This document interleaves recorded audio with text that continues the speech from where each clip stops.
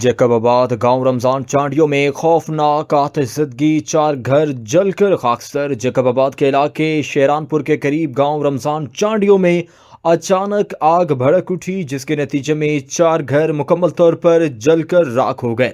آتش زدگی کے باعث گھروں میں موجود تمام سامان خاکستر ہو گیا، جبکہ متاثرہ خاندانوں کو بھاری مالی نقصان کا سامنا کرنا پڑا۔ ذرائع کے مطابق آگ میں 2 تولے سونا، 1 لاکھ روپے نقدی، 80 من دھان اور 8 مویشی بھی جل کر تباہ ہو گئے۔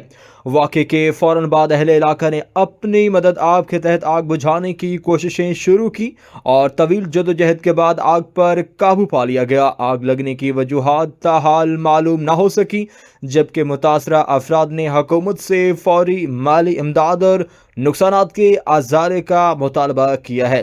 ایک بار پھر آپ کو بتاتے چلیں کہ جیکب آباد میں افسوسناک واقعہ، گاؤں رمضان چانڈیوں میں خوفناک آتش زدگی، 4 گھر جل کر خاکستر۔